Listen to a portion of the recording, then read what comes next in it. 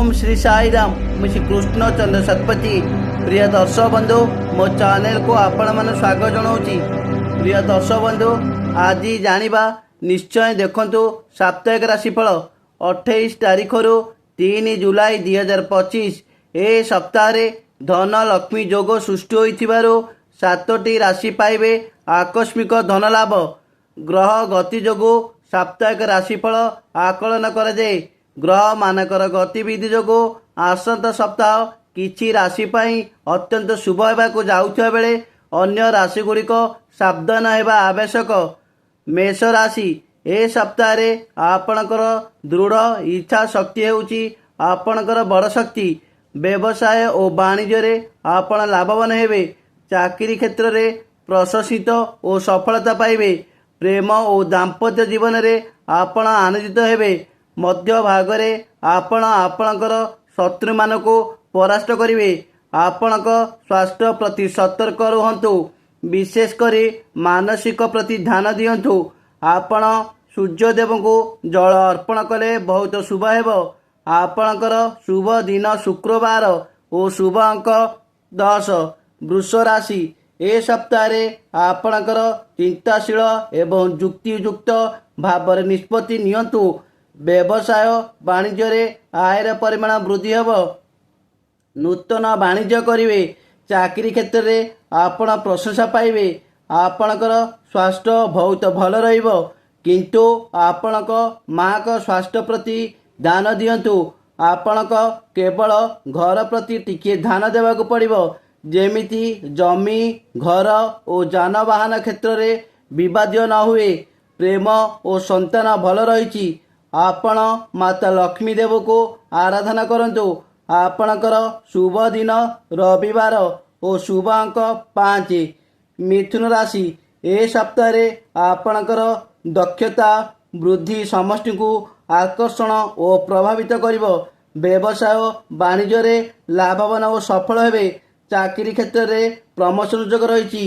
आपणकर स्वास्थ्य रे उन्नति हेबो।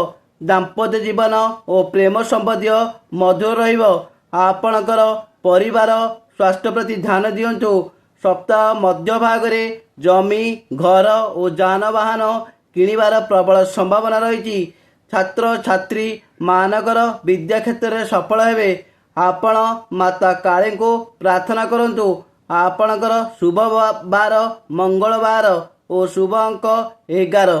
कर्कट राशि ए सप्ताह रे आपणकर प्रतिष्ठा अक्षुण्ण अछि। व्यवसाय और वाणिज्य रे बहुत भल समय।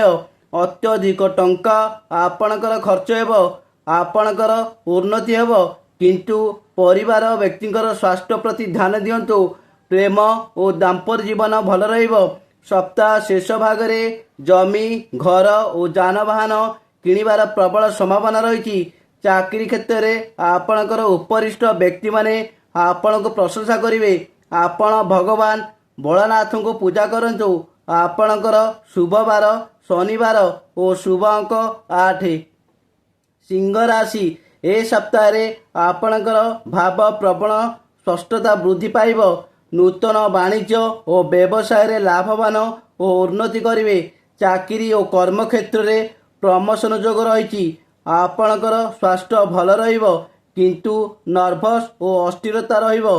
दाम्पत्य जीवन और प्रेम संपर्क सुदृढ़ रहबो। छात्र छात्री माने विद्या और विभिन्न प्रतियोगिता रे सफल हेबे। समाज रे प्रशंसित हेबे। आपण भगवान सूर्य नारायण को तंबा पात्र रे जल दान करंतु। आपणकर शुभ बार गुरुवार शुभ अंक 3।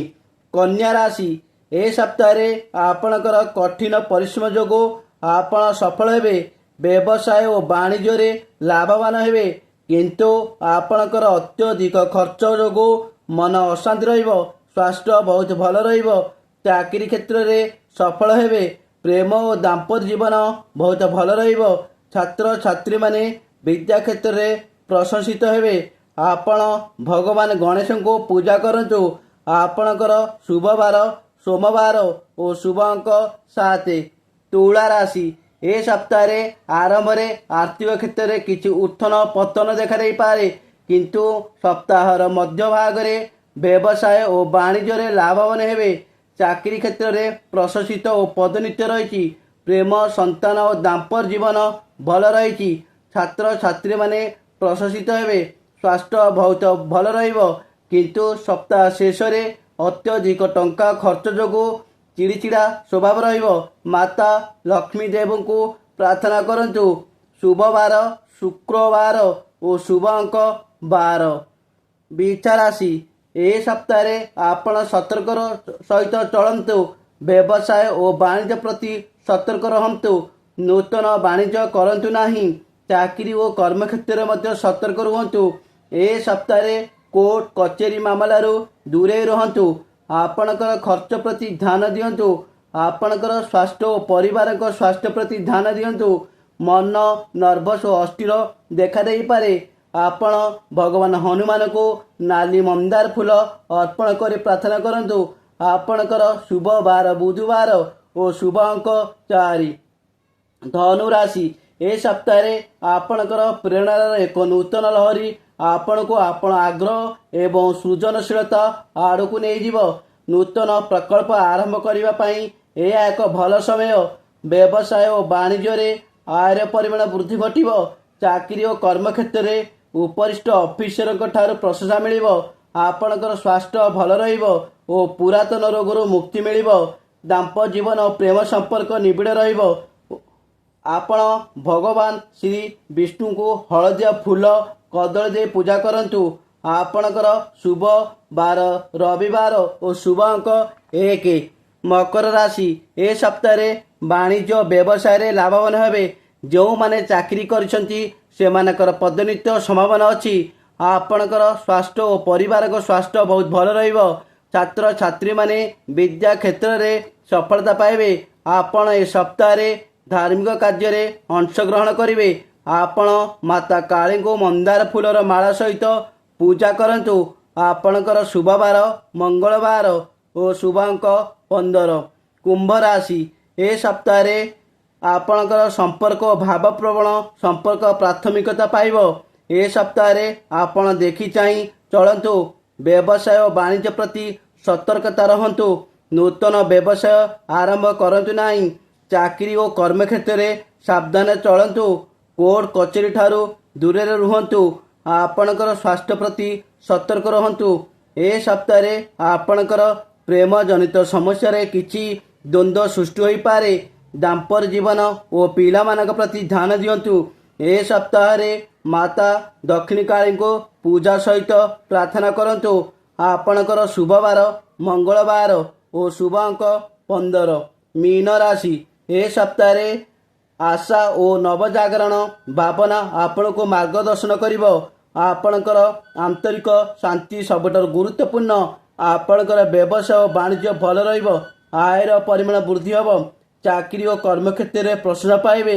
ଆପଣଙ୍କର ସ୍ୱାସ୍ଥ୍ୟ ମଧ୍ୟମ ଧର ରହିବ। ପ୍ରେମ, ଦାମ୍ପତ୍ୟ ଜୀବନ ଓ ସନ୍ତାନ କ୍ଷେତ୍ରରେ ପରିବର୍ତ୍ତନ ଆସିବ। ଆପଣ ଶତ୍ରୁମାନଙ୍କ ଠାରୁ ଦୂରରେ ରୁହନ୍ତୁ ଓ ଧୀରେ ଧୀରେ ସତର୍କ ସହିତ ଗାଡ଼ି ଚଳାନ୍ତୁ। ଆପଣ ଭଗବାନ ରାଧା କୃଷ୍ଣଙ୍କୁ ହଳଦିଆ ଫୁଲ ସହିତ ପାଚିଲା କଦଳୀ ଭୋଗ କରନ୍ତୁ।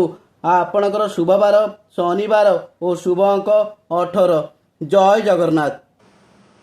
ପ୍ରିୟ ଦର୍ଶକ ବନ୍ଧୁ, ଯଦି ମୋ ଭିଡ଼ିଓଟି ଆପଣମାନଙ୍କୁ ଭଲ ଲାଗୁଥାଏ ତେବେ ଭିଡ଼ିଓରେ ଲାଇକ୍ ଦେବେ, କମେଣ୍ଟ କରିବେ ଏବଂ ଭିଡ଼ିଓଟିକୁ ସେୟାର କରିଦେବେ। ଆଉ ଚ୍ୟାନେଲଟିକୁ ସବସ୍କ୍ରାଇବ୍ କରିବାକୁ ଭୁଲିବେ ନାହିଁ। ଜୟ ଜଗନ୍ନାଥ।